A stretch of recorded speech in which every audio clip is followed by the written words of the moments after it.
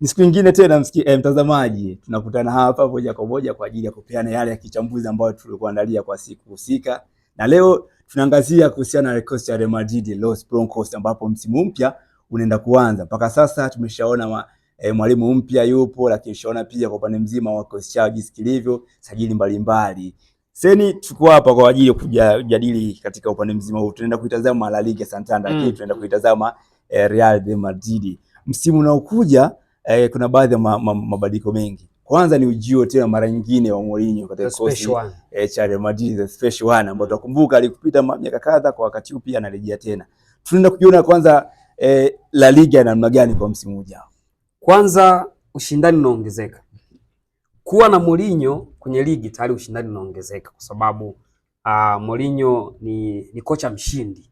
Ni kocha mshindi kuanzia kwenye maneno, lakini pia hata anapokuwa kwenye touchline, kabla hujaingia hata kwenye mbinu. Kwa hiyo hicho ndio kikubwa ambacho anakwenda kukiongeza. Lakini pia ukija kwenye michezo moja kwa moja, labda tuzungumzie El Clasico. Yeah. Kuna kitu kikubwa ambacho tunakwenda kukiona kwa El Clasico, kwa sababu ataanza kwanza kuinyongonyesha Barcelona kwa maneno kabla ya kuingia uwanjani.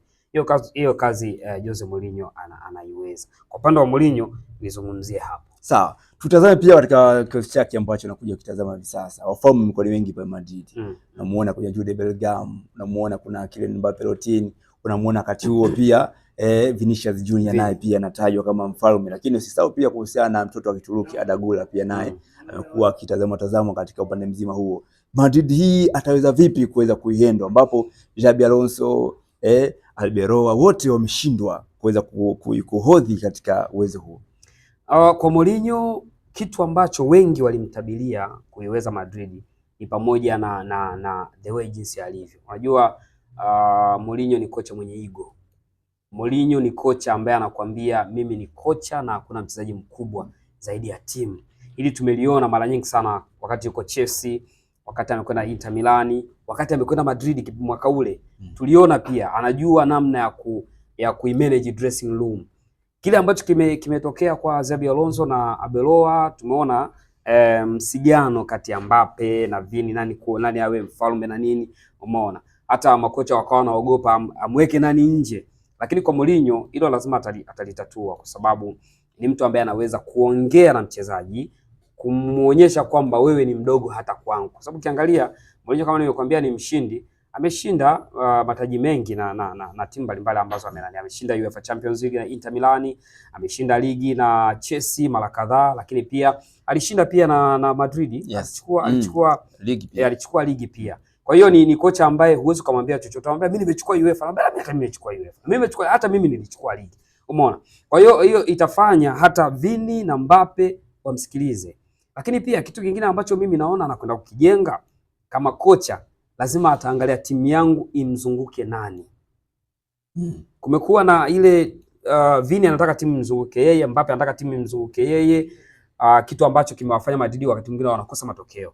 Unakumbuka kipindi kile amefika, Ronaldo alikuwepo na aliwaambia kabisa timu imzunguke Ronaldo.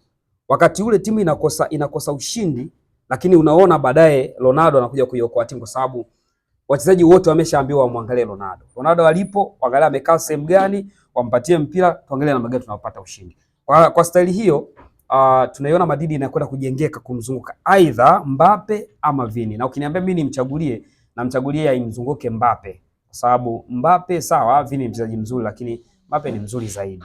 Mbappe amecheza Madrid michezo mingi na amefunga magoli mengi, licha kwa hajachukua ubingwa. Swala kuchukua ubingwa sio la kwake, ni la washambuliaji na mabeki.